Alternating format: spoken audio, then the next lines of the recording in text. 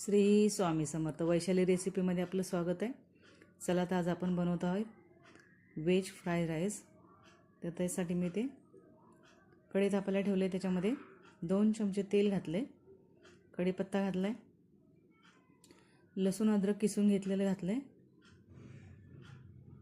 त्याच्यामध्ये आपण बारीक चिरलेले 2 कांदे घालतो आहे.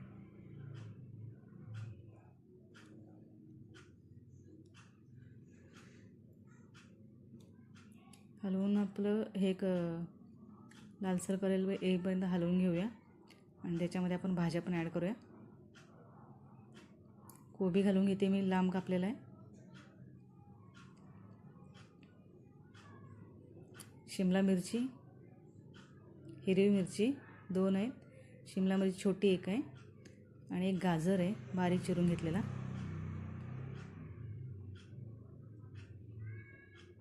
हे सगळे प्रोसेस आपल्याला फास्ट गॅसवरती करायचे.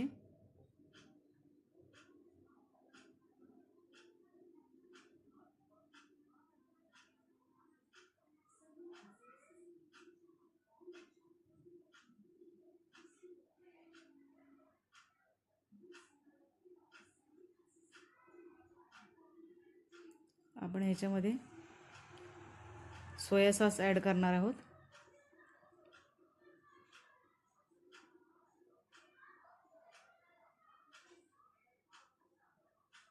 एक चमचाभर सोया सॉस घालून घ्यायचं आहे.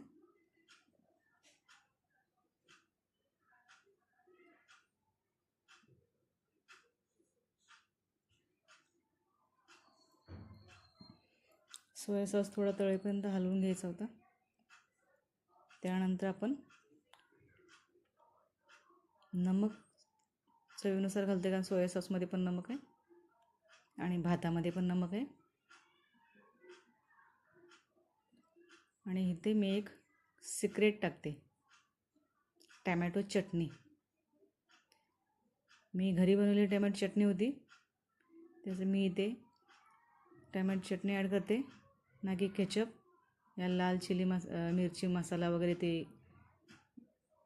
काहीच ॲड करत नाही आहे. डायरेक्ट 1 चमचाभर टॅमॅटो चटणी ॲड करते. लाल कलरचे टॅमॅटो घेऊन मी चटणी बनवली होती, ती चटणी ॲड करते. थोडासा शेजवान फ्राईड राईसचा मसाला वापरते. आणि हे सगळं जास्त तिखट होऊ नये म्हणून मी थोडंसंच घातलं आहे. आणि भात घालून घेते. मी घरी बनवलेला भात होता, एक्स्ट्रा झाला होता म्हणून त्याचं मी हे बनवते. त्याच्यासाठी मी वाडा कोलमचाच भात वापरलेला आहे, तांदूळ.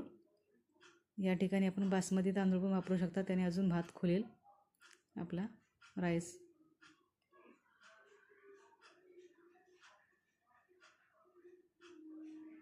अशा प्रकारे फास्ट गॅसवरती ही प्रोसेस करायची आपल्याला.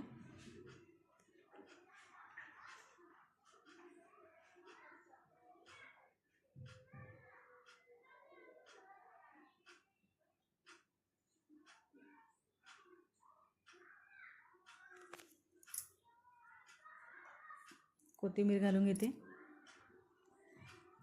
कशी वाटली रेसिपी मला कमेंट करून सांगा. लाईक आणि सबस्क्राईब पण करा. आणि आवडल्यास एक बार ट्राय जरूर करा.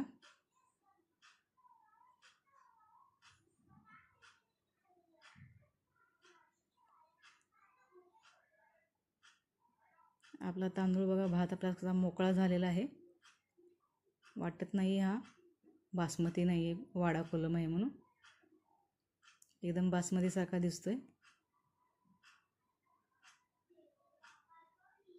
कारण फास्ट गॅसवरती प्रोसेस केली ना की असा तांदूळ खुलला जातो एकदम. तो मध्ये मध्ये गुठळे आहेत ते आपण फोडून घेऊया चमच्याने.